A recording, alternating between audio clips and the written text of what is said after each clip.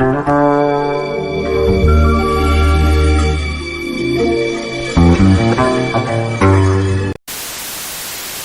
and welcome to another episode of Herbal History.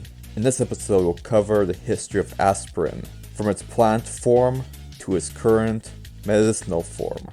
We'll first discuss its origins and primordial uses by ancient peoples. 3,500 years ago, the Sumerians already knew that trees belonging to the genus Salix had bark that had the ability to reduce pain, and willow leaves were used as the earliest treatment for rheumatism. Around 1,000 years later, Hippocrates from Kos, Greece, and successor Galen from Pergamon, also in Greece, were aware of the medical properties of Salix species. Hippocrates, for instance, used willow bark to treat inflammatory pain and the pain of childbirth. In 40 to 90 CE, Dioscorus, in the book De Materia Medica, recommended different treatments of willow for colic, gout, and ear pains. Pliny the Elder likewise recommended the use of willow as a painkiller. Wherever there was willow, there's people using it as a treatment for pains. From the Middle East to Africa to the indigenous peoples of the Americas. Now on to more modern history. Now on to the 18th and 19th century history of aspirin. Starting with the discovery of Salaxin, in 1758, Reverend Everett Stone in England was studying the history and healing properties of willow, and was also looking for a cheaper remedy than the expensive quinquina bark used to treat malaria. He administered Salix alba bark to 50 patients with fever and discovered that there was a reduction in pain and fever every time they were administered this substance.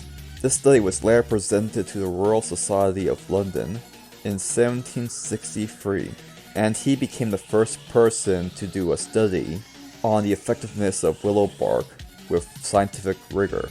The first people to actively search for and find the active ingredient, salicyllin, in willow bark were two Italian pharmacists, Francesco Fortuna and Bartolomeo Rigatelli.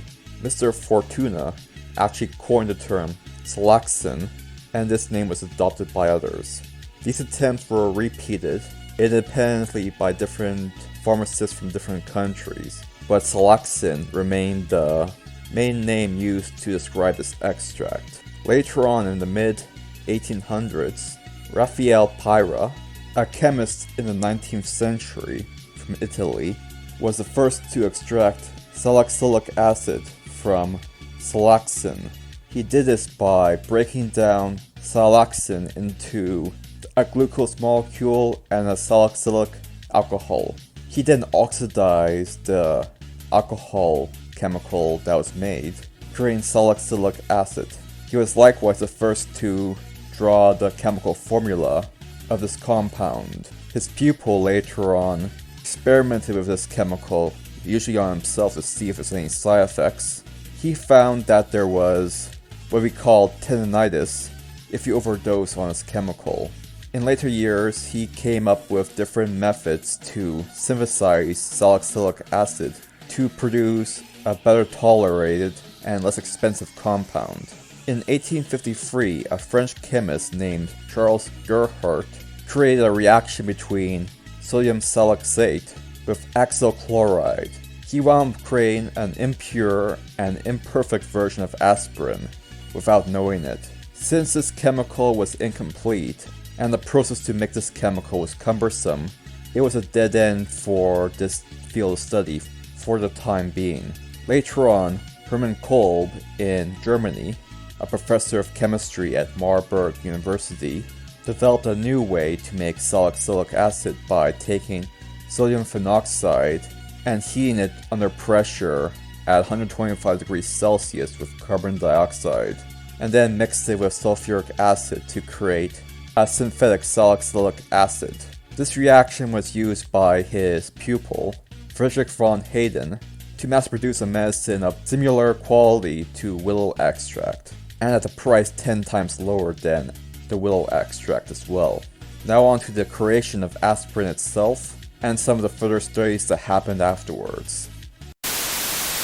After the creation of low-cost salicylic acid, various doctors, especially the German doctor Franz Stricker, published many different reviews, stating its effectiveness in treating rheumatism. In 1863, William Westcott and Frederick Bayer developed Bayer's laboratories to further improve the salicylics chemicals that were being produced by different laboratories. Although the company initially developed dyes, the drug division headed by Karl Duisberg and a pharmaceutical branch headed by Heinrich Dresser likewise wanted to synthesize improved derivatives of salicylic acids that did not cause nausea or gastric problems. These two individuals assigned the task to make an improved version of the salicylic acids that are being sold to a young chemist by the name of Felix Hoffmann. Dr. Hoffmann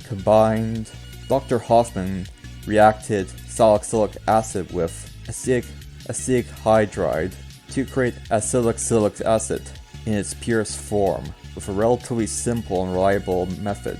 This chemical became known by the trade name aspirin, but initially Dr. Dressler was skeptical of the clinical validity of this molecule due to the possibility of causing heart attacks in patients. To that end, he tested the chemical on himself and did not die from a heart attack.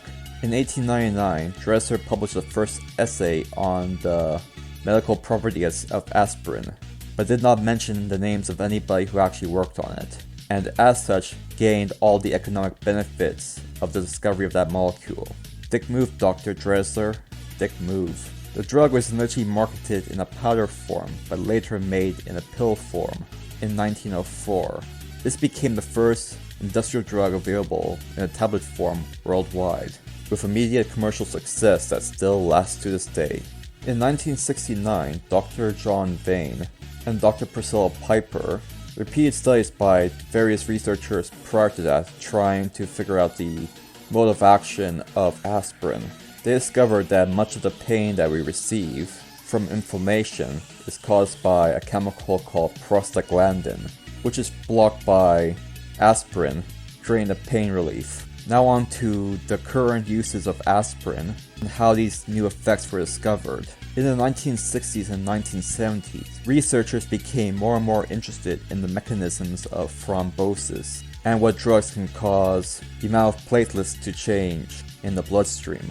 A researcher by the name of Gustav Born learned that aspirin inhibited platelet aggregation, which was induced by various chemical agents such as ADP and epinephrine. This opened the door to many new research possibilities with aspirin in terms of cardiovascular disease control, as well as secondary treatments for cardiovascular diseases. And by the 1990s, an organization called the Dutch TIA, Trial Study Group, discovered that 30 milligrams of aspirin per day could reduce the chances of a stroke or heart attack within people with predispositions for said disorders. Well, that about covers everything. Thank you for watching.